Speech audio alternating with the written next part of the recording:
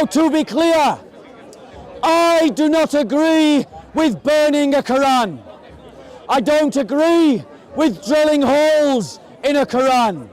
However, if you own it and it is your possession in a liberal democracy, you have the right to do with it whatever you want. The Western world is being consumed by hatred. The hatred of the Marxists, the hatred of the Nazis, the hatred of the Islamists. What you sow into the world is what you will reap. If you sow hatred into the world, you will reap a civil war.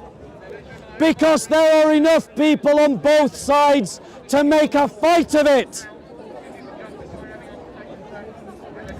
And all the ingredients of a civil war are currently present in the United Kingdom. Go and look at the civil war that happened in Yugoslavia. Go and look at the civil war that happened in Lebanon.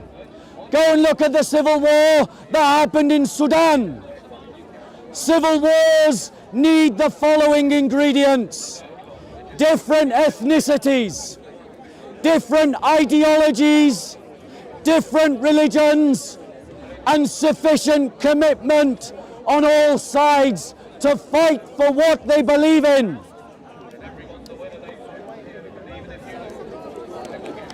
Liberal, plural secularism has built the ingredients of a civil war in Western Europe, because we have abandoned the things that made us European, and we have said that you can live in these lands without ever embracing the things that united us as a continent. And what are the ingredients of a European civilization?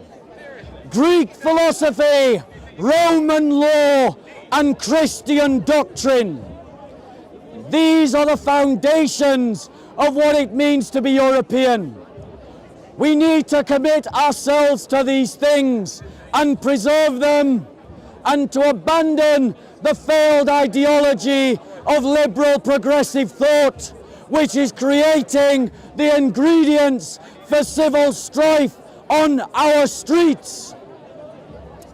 The wood is growing dry. The tinder is becoming bone dry.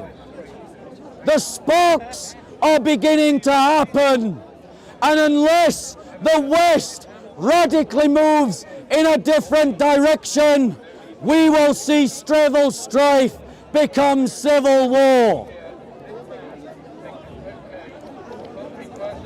There are reports coming out of Switzerland of Islamist riots connected to the burning of a Qur'an. Now, to be clear, I do not agree with burning a Qur'an. I don't agree with drilling holes in a Qur'an.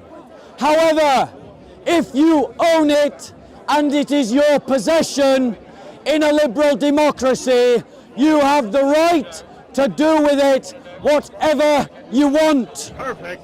And if you abandon the rights that we have created in the West, you abandon the idea of a civil, liberal democracy. We must defend the right to be offended. No one at all has the right not to be offended. We Christians have had to put up with people desecrating the Bible, calling it art and sticking it in galleries. And all of the liberal progressives have defended the right to desecrate the Bible.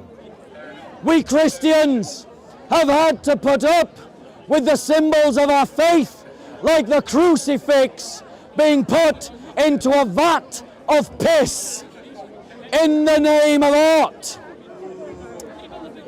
And the liberal progressives have defended the right to do this for Christians.